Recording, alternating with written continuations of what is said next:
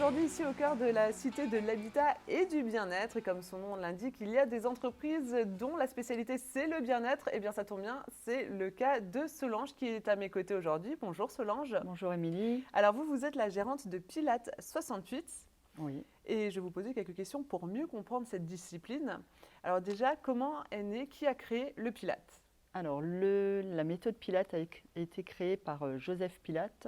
Le Pilates permet de renforcer ses muscles profonds, mais également de s'assouplir, de diminuer le stress, de gagner en mobilité articulaire, bref, de garder sa jeunesse.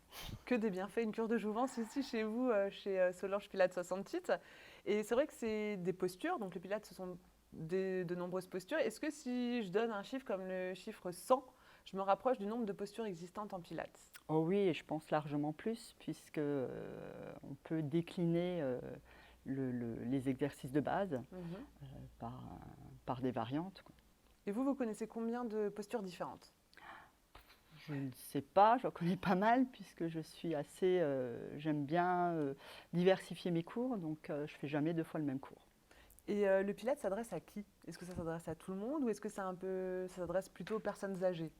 Non, du tout, le Pilates s'adresse vraiment à tout le monde, hommes, femmes, enfants, femmes enceintes également, sur des cours spécifiques. Et justement, comment on adapte le Pilates à un public de femmes enceintes ? C'est des cours spécifiques avec des exercices adaptés, spécifiques également. On intervient sur le périnée, enfin renforcement du périnée, l'assouplissement du périnée, le renforcement du transverse, qui vont être indispensables pour l'accouchement. Merci beaucoup Solange de nous avoir dressé ce tableau de cette discipline qu'est le Pilates. Je vous propose désormais de passer à une nouvelle rubrique, c'est plutôt sympa, ça s'appelle l'interview pile ou face. On vous laisse regarder et on en discute juste après.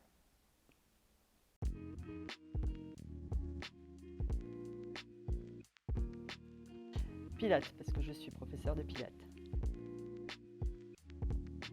Souplesse et force, les deux. La méthode allie le corps et l'esprit, donc je dirais les deux. On peut pratiquer le Pilates aussi bien en solo, en individuel ou en cours collectif. Je dirais plutôt force et précision. Hommes et femmes, et peut-être même plus hommes parce qu'ils ont besoin de s'assouplir.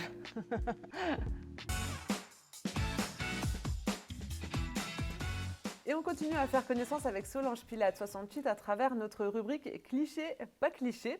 Alors premier cliché, Solange, le Pilates n'est pas bon pour le dos. Du tout, bien au contraire. Le Pilates est même recommandé pour les problèmes de dos. Le Pilates, c'est la même chose que le yoga ? Non. C'est 2 activités complètement différentes. On va retrouver des similitudes dans les exercices, mais on reste quand même sur 2 activités à part entière. C'est un esprit différent. Tout à fait, oui. Le Pilates, ce n'est pas physique ? Non, il y a certaines postures qui sont très physiques.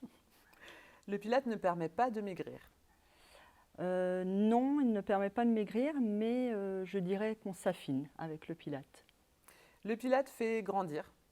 Oui. Alors, je m'entends oui, quand je dis grandir.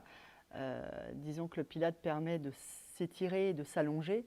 Donc, on va grandir, mais voilà, dans l'extension et en corrigeant les postures, oui. Le Pilates ne s'adresse qu'aux personnes âgées ? Du tout.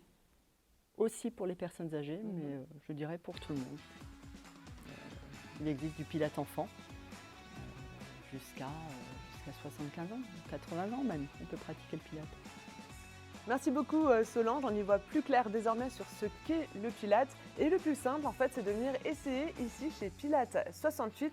C'est la fin de notre émission, j'espère que vous aurez appris plein de choses sur cette discipline. Moi je vous dis à très vite, salut!